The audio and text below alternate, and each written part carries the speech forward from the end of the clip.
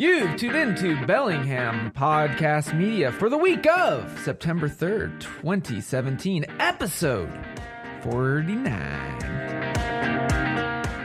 From the city by the Salish Sea, I am AJ Barcet. And straight out of 98226, I am Chris Powell. On this episode, we've encountered some talented folks out there making products that tell a story, that are personalized, and are worth an extended look.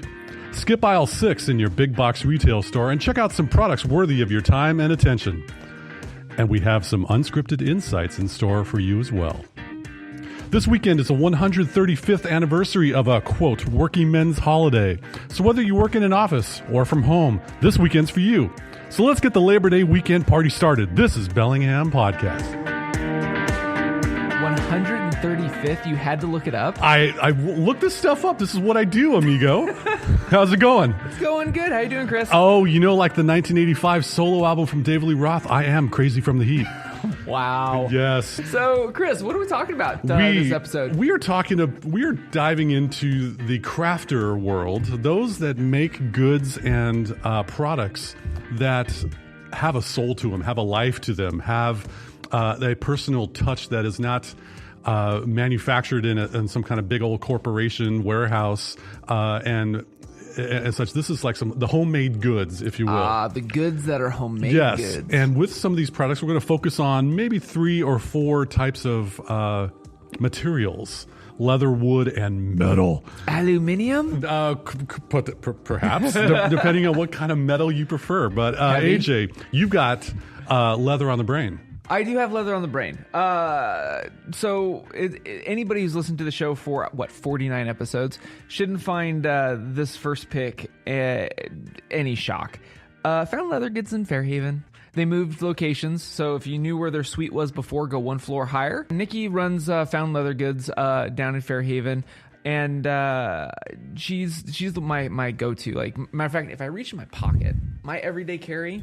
If you can't see this at home when you're listening to the podcast, AJ is reaching into his right front pocket and throwing rather violently a keychain made of leather. It's just made of leather. It's just something simple. I needed a key fob for my motorcycle. Yes. And it has to bear the elements and stuff. So she put some brass in it, and it's all manly and stuff. Anyway, I just love Found Leather Goods. She's a creator that if you got something in mind, shoot her an email and meet up with her so that you can craft something that fits your need. Most of the stuff that she has is mostly tailored towards women. So if you're looking for that awesome handbag that does not say Coach, or if you're looking for a handcrafted clutch or wallet or whatever, she is the goods in my book. Here's the deal, gentlemen. Christmas is only 4 or so months away. Oh, you don't have the days down. Oh, come on. Give me some slack. Throwing you some shade. Yes, exactly. Now, why do we always wait until after Thanksgiving to do this Christmas shopping? #proactive. Go to check out Found Leather Goods. We have their website link in our show notes. Go check it out. There are some goods that would be, one, locally made.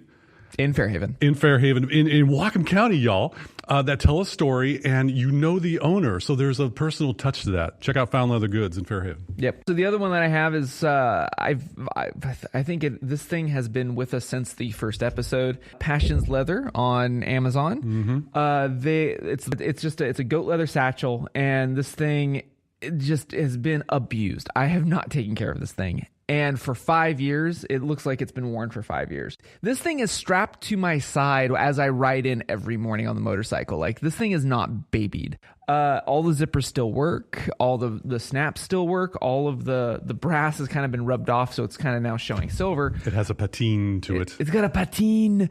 The stitching is still held up, even though I've got a little bit of a tear on one side. But what's great about it is it's leather. If I could stitch it back up, and it still runs just fine. They have lots of styles. So they've got, if you want a small satchel like mine, where it's more of a reporter style, they have that. They have the more briefcase, business person type style. They have an old school looking, almost like an American naval inspired satchel. And all of them you're looking at around 100 to under $150. Ballpark factor or budget $100 for a high quality piece of leather goods. And here's one thing I'm going to talk about in alignment with this. There was a time in the recent history where I was aligned with another leather maker company. Yes. And I'm not going to mention who it was. However, in order to purchase one of those products, one had to take a second mortgage out on your home. Comal's Passion Leather, we once again, sing along if you know the words, we have a link in the show notes to their website. They have reasonably priced, good quality equipment. And I want to get a duffel bag. A duffel bag for leather? In leather is, yeah. I mean, I've had the Under Armour. Yeah. That's why my eyebrow raised. I did not know this. This is one of those things for travel. Okay. I am a gentleman in my 40s. I want to look somewhat stylish instead of... You want to look dapper, sir. Dapper. Dapper may be of a different price range. However, yes, but, I want to have some functionality and I want it to look slick. There is a wonderfully sized... Overhead bin friendly duffel bag, either rounded or squared off, about $99. Oh, sweet. Now, the only drawback, and this is just me, ladies and gentlemen, not the whole quality, because this is good quality stuff. It's not black leather. Oh. It's a different... I know. But to get a good quality piece of traveling equipment, they got your hookup. You could probably show that to Nikki and then talk to Found. We'll see how that turns out this fall. Stay tuned for a future episode of Bellingham Podcast. Anyway, there's one more we got. So this is a recent acquisition, and they're a company. I don't know what their entire story is. They were a small company. I got a little card that came with it, but they're called Hide and Drink. Which is like hide and seek, but instead of seeking, you're drinking. Exactly, and hide as in it's all like Cowhide. As opposed to Mr. Hyde. Yeah, so they're available on Amazon. They have their own site. It's rather extensive and rather pleasant to look at, too. So the story goes, if I recall, is the gentleman who founded Hide and Drink, he was in like Guatemala or in South America or somewhere, and he stumbled upon this village where there was a whole bunch of people working with leather, and so he fell in love with it and fell in love with the craft, learned some of the craft, came... a few years goes down the road, starts his own company, and sources all of the leather and the craftsmanship from said region. So I believe everything is made in Guatemala, Central America, if I recall, Latin America. And then sold up here in the U.S. So I bought two things. I bought a leather non-RFID blocking passport wallet, which is very, very, I mean, if you look at it, like most passport wallets that you buy, they're usually bulky, they're usually overcut. This thing is tailored. It is skinny jeans for your passport. It is cut exactly the right size. And even though we can't really show you what this looks like on an audio podcast, I will say this, upon the tactile touch of this, there's leather that feels like, the leather kind of abrasive in some places. You know what I'm talking about. This thing is smooth, and I don't know how they get to have such smoothness, but props, because not only is it streamlined and a nice color that is going to wear well as you continue your world travels. I got more of the buckskin because you're right, that leather just gets darker with age. Picture a mochaccino color. Like a mochaccino. That's right. So yeah, great quality, definitely. Yeah, and it's got. I mean, for being so thin, even the inside, like it's roughed out leather, but it's still soft. It's pretty cool. The inside, you have an inside pocket where you can store some currency if you need, and you also got 1, 2, 3, 4 slots for cards in a very small. I mean, I've put this in my front pocket going across the border. It's great. My older passport wallet is, like I said, it's Horkin, it's long, it's large. Back pocket maybe type of a thing. So that's really nice. The other thing that I got was a valet. So if you don't know what a valet is, typically speaking, gents, in your bedroom, up on your dresser, you usually have a spot for your stuff. Now, typically, when you're a bachelor, you're batching it, you usually just throw everything up there and you lose things. It falls behind your ding-dong dresser. Stop it.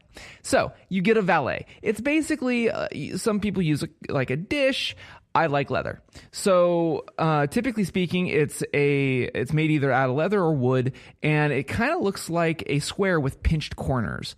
And the reason, I don't know what the reasoning behind it is. It just looks cool. The reasoning behind the version that I have from Hide and Drink is those snapped corners can be unsnapped. I'm going to see if I can do this over the air. Oh, yeah. Yes, we are unsnapping a leather device. Yes.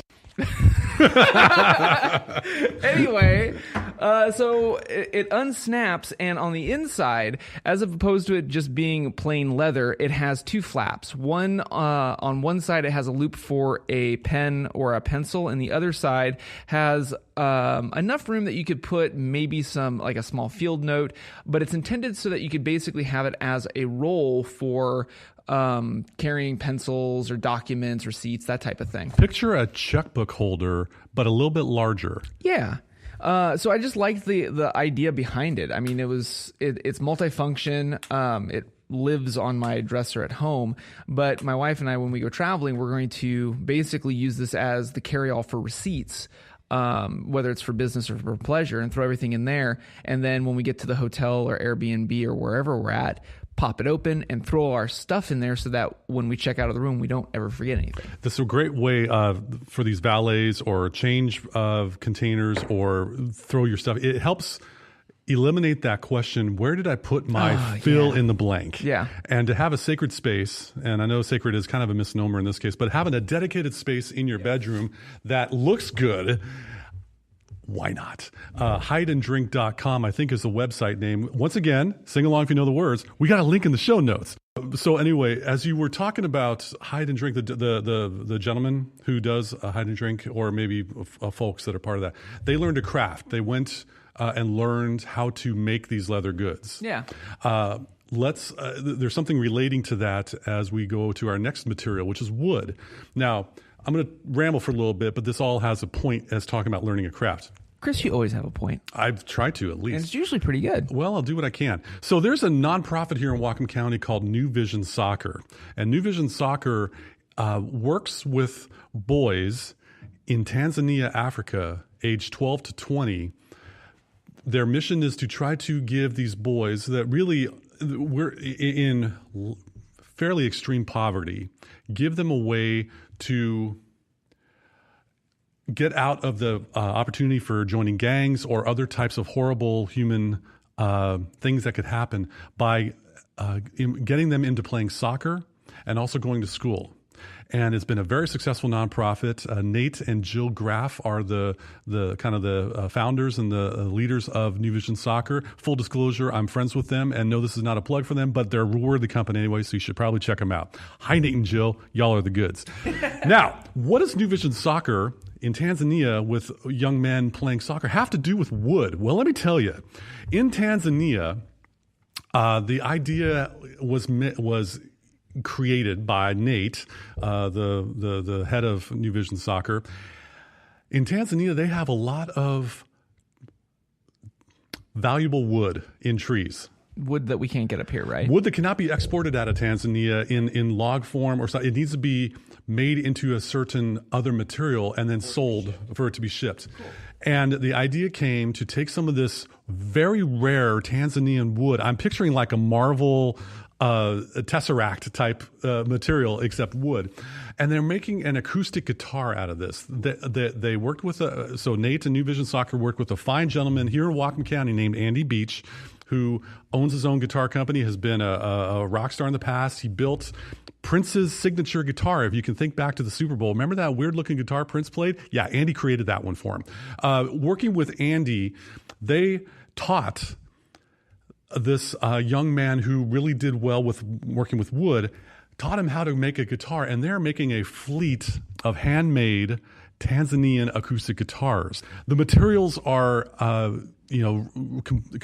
created in Tanzania. They're shipped over to Whatcom County, and Andy puts the finishing touches with some fret leveling and some other types of intonation, et cetera, and bam, you got your story behind this. Because, oh, by the way, it takes them about, 6 miles to walk up to the forest to chop a tree down without chainsaws, y'all. This is with a regular type saw.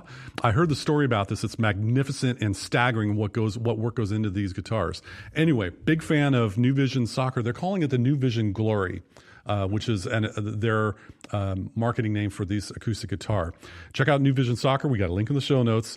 A handmade acoustic guitar is definitely something that I'm behind, because as a musician and as someone that loves to have a story along with what I purchased, that's worth it. So anyway, that was a local company, artisan work gone good.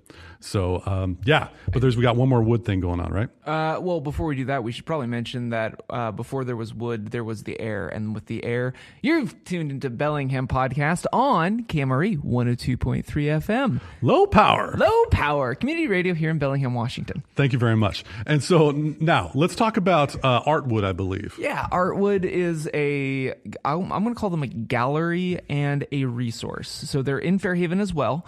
And what's great about ArtWood is you walk in and they're a cooperative woodworking shop where there are, I don't know how many artists or woodworkers that are a part of it, but you can see anything from handcrafted, hand-sawn, hand-finished, hand everything, tables, chairs, little wooden napkin rings, like every little doodad that you could ever think of that you're like, wow, this would be really better if it was made out of wood. They've probably got it. And if they don't, they can hook you up with an artist. And I recently did this. Most of the time when we've gone to ArtWood, I've usually just picked off something off the floor, like earrings, or they even have Harry Potter wands for anybody who has little kids that love Harry Potter. Hi, Muggles. Hi, Muggles.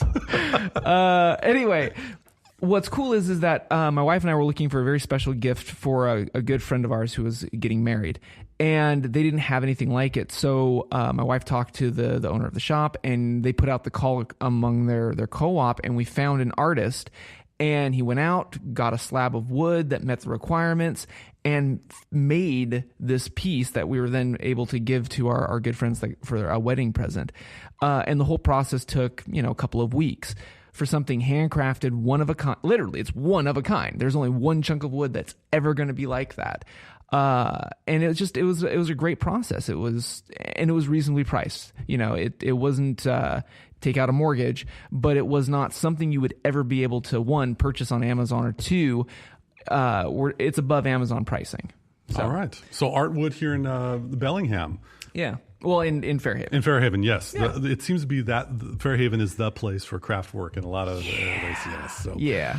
Let's talk about metal for a second. Metal. Now, along the lines with guitar making, I had an opportunity in the past to work with a colleague of mine who makes electric guitars. No, it wasn't Andy Beach, although Andy, I would love to make a guitar with you should that our You're paths the cross. But another gentleman and I took a block of Purple Heart wood, some monkey pod wood, and spent about 2 years of Saturday mornings sanding, refining, honing an electric guitar up to my specifications. And it's a beautiful thing. I still own it. It plays like a champ, but there's a part of the guitar that connects the neck to the body, and that is a metal connector, for lack of a better term. I really wish there was video of that time. If you could have seen Chris Powell's hands, it was like lightning bolts shooting out of Palpatine's fingers. I couldn't figure out the word, so then I had lightning shooting out my fingers. Anyway, with this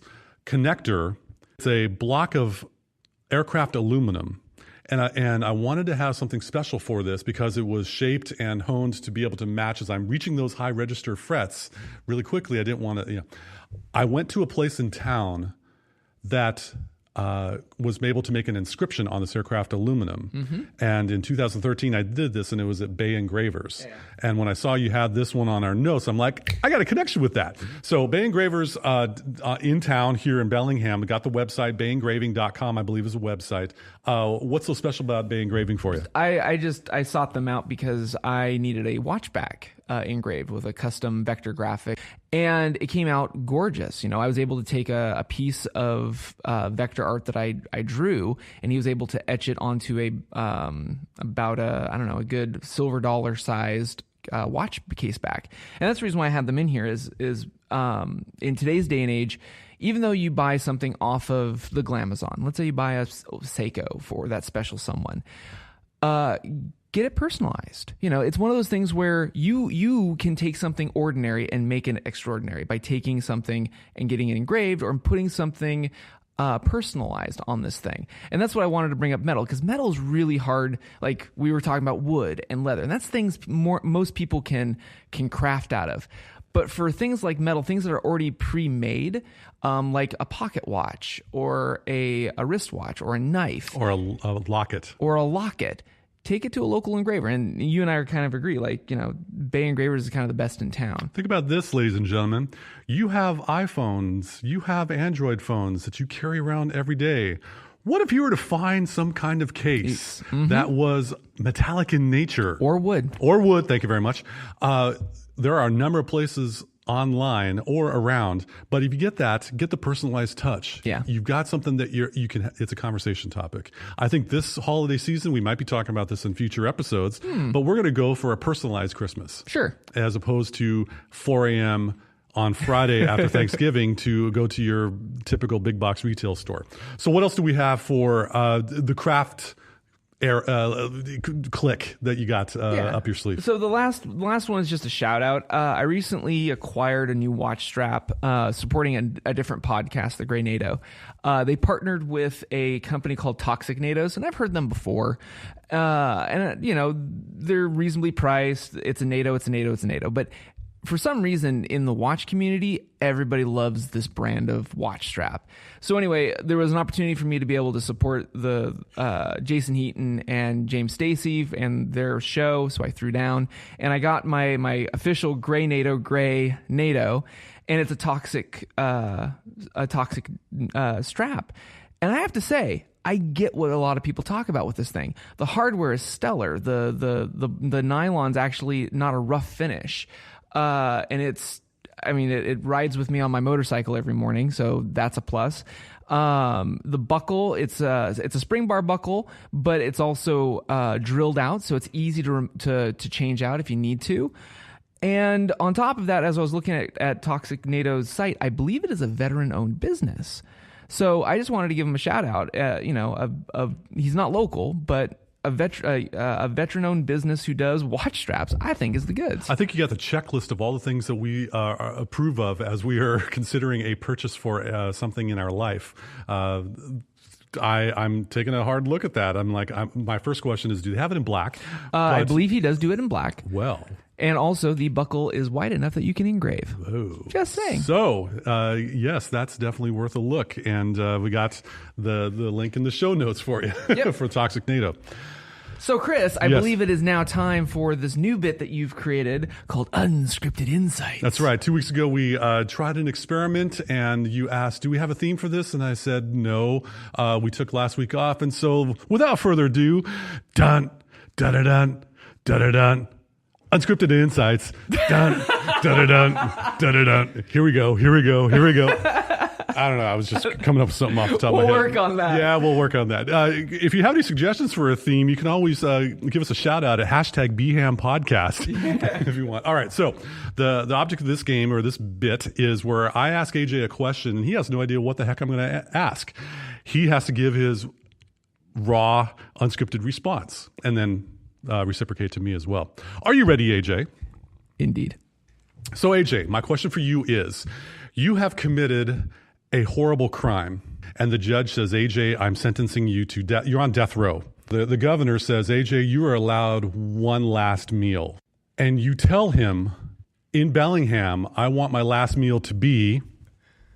Wow, this is the most morbid thing I think you could have ever asked me. I'm trying to highlight a Bellingham business that has tasty food, but I'm framing it in a way that's slightly morbid. Your response is? Simple. It's Magdalena's Creperie in Fairhaven. Okay, we've talked about that in the past. That's easy. I mean, I have said this time and time again. In all of Whatcom County and probably even Skagit, Magdalena is probably the best darn chef in 2 counties. So anything on her menu would be my final meal. She is a death row worthy. She is ultimately the goods. I don't think we will be seeing that on her advertisements anytime soon. No, I think that's a horrible advertisement, Chris. But anyway, good enough. Good answer. Okay, so here's mine. All right, hit me. A little less morbid. Okay. But, Captain Minimalist, let's say something that happened either extrinsically or intrinsically, medically or something. The call came down that something had to be removed from you, and in its place, a new piece of technology to fill the void that we're taking out of you, Chris. If you had to lose something of your humanity and replace it with technology, what would it be? I would probably have my feet removed, and I'd probably have, or like my lower legs, and I would probably have some of those wonderful, I think the correct term is prosthetics, that I could use that so that I could jump over buildings. You'd be a superhero. So, my feet are not necessarily or lower legs are not necessarily something that I need for my career. I want to be able to look at my beautiful wife and my beautiful daughter. So I want to keep my eyes. I want to hear my ambient music or my Motorhead metal. So I want my ears. I want to keep this podcast going. So I'm keeping my tongue. Sometimes I like smelling my wife's perfume. Most of the time, but other times smells. There are more bad smells than good smells, but nonetheless, I think that would probably be my off the top unscripted answer. Go ahead and take care of my lower legs. I'll go for those prosthetic feet thingies that I can run faster with or leap tall buildings with a big old jump. And in the meanwhile, I will not be committing any crimes, Chris. Fair enough. All right. So let's wrap this up. Hey, Chris, before we sign off, you have a success that we need to talk about. Yeah, well, have I bored the crap out of you, ladies and gentlemen, about what I've been working on this summer? I think I have. Well, nope, anyway. You haven't. Okay. But continue, Chris. So in April, I took on this project I wanted to share 100 technology tips with the world.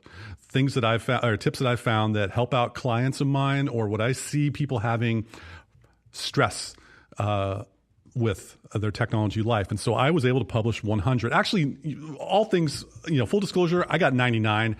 With the 100th one, I'm giving myself a break, and I'm giving myself a shameless plug for how you can learn more about me online. Sure. And so if you go to 100techtips.com, you should see, and if you happen to put a /archive, you'll see the whole wad right in front of your naked, steaming eyes. Yes, that's another David Lee Rothism from the 80s. Wow. So I've completed that project, and I'm thinking, like the Quiet Conversations, I may be turning that into a book. We'll see what happens. So along those lines, you, sir, have had a couple things up your sleeve involving one amazing OMG, which is, oh my goodness, video. Yes. That puts your craft and takes it to like a stratospheric, ionospheric level. Tell us about this video you got coming up. This video, actually, by the time anybody's listening to this, it'll already be out on Vimeo, on YouTube, and also on my Patreon page. It is simply entitled Every Moment Has a Story. And it is a piece that I've been working on for the past year. It took about 2.5 weeks of production. And it is 2 minutes and 16 seconds long. And it is short and sweet and to the point of just who I am as an artist. And there's no sales pitch. There's no anything. It's just pretty much who I am and why the heck I do what I do. I think I saw an early screening of this, and I was completely blown away. Folks, go to the links we have in our show notes for the Vimeo, or click on YouTube. Every Moment Has a Story. That will be a really good search key phrase for it. Highly impressed. And by the way, with this fall season, folks, support him on Patreon, patreon.com/AJ Barcet. Throw him some cashola. Support the artisans in this community, and support a fine photographer in his work. That is a biased appeal because I've been supporting him for quite some time, and I've been thoroughly fascinated and pleased with all his work.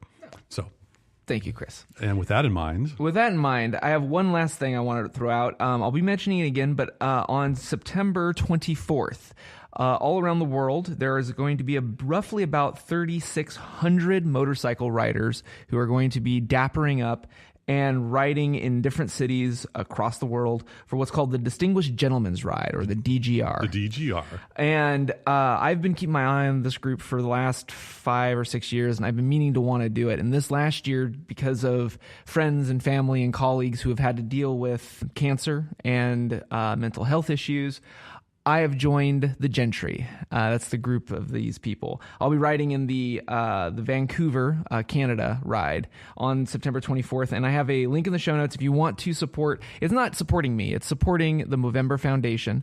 And every little bit helps. That group basically helps cancer research specifically for prostate, and also just getting guys out of our atypical me man ugh shells to talk to people. Doesn't even have to be a medical person, just to talk.